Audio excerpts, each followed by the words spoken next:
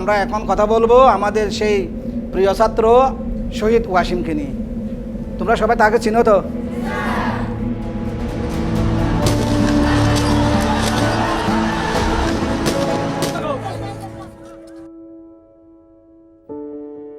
আমি হলো ভালো একটা শিক্ষক হব।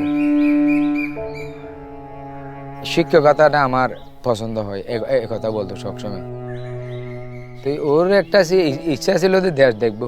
ও মিথ্যে কথা বলতে পারতো না, মিথ্যে কথা কারো কথা পছন্দ করতো না, মিথ্যে কথা বলতো না। আমার চাইলে আমার এখনো মনে করি চট্টগ্রামে আছে।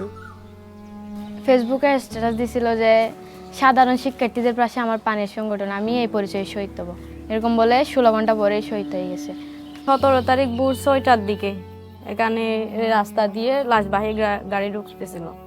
ভাইয়া যে শেষবারের মতো লাশবাহী গাড়িতে করে ভাইয়ার নিরন্তর দেহটা যে আসতেছে, এটা বাবাকে দেখাচ্ছিলাম তখন। তো বাবা কিছুক্ষণ পরে অজ্ঞান হয়ে গেছে ওখানে।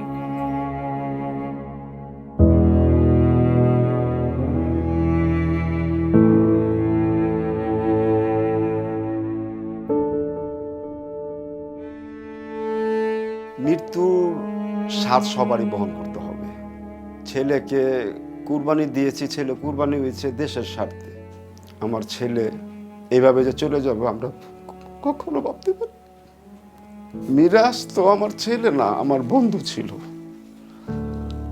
ও বুঝতো যে এখন বাবার পকেটে পয়সা নাই, ও বুঝতে পারত একটি বাবার কাঁধে ছেলের লাশ যেই বাবাই বহন করছে সেই জানে। আমার দেখতে দেখতে বৈশা রয়েছি তাজা, কিন্তু আমার ভিতরটা ঘুম যেরকম একটা কাঠের নষ্ট করে প্রতিটা মুহূর্তে আমার ভিতরটা এইভাবে টুকরা টুকরা।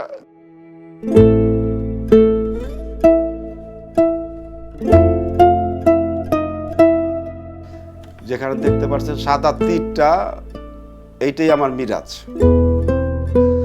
আর যদি কোনো বাবার সন্তান না হারিত হয়।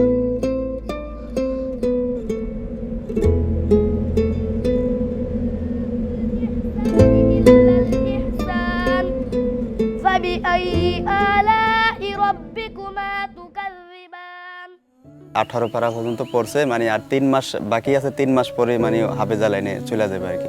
এমনকি যেদিন গুলি লাগে সেদিনকা মহরমে রোজা ছিল, তো মূলত রোজা অবস্থায় আর কি গুলিটা লাগে ওর পেটে। ও একটা বাসায় থাকতো, যেই কয় টাকা পাইতো এটা দিয়ে মানে আমার আব্বা আমার ওষুধ ভরি চলাইতো, আর আমরা যেটা ইনকাম করতাম এটা দিয়ে সংসার চালাইতাম। খুব ইচ্ছে ছিল মানে বাবা মারে নিয়ে হজ করতে যাবে, এটা খুব ইচ্ছে ছিল আর কি। কতটা তুমি হারালে বন্ধু, কেঁদেছে অন্তর।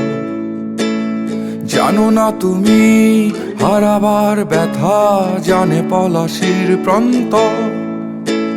হারিয়ে গেছে যেখানে মায়ের সোনার নলুকখানি, গোলা ভরা ক্ষেতের ফসল সাজানো ফুলদানি। এ হারানোর বেদনা তুমি রেখো অন্তরে, দেখবে তোমার দুঃখ লুকাবে পলাশির প্রান্তরে।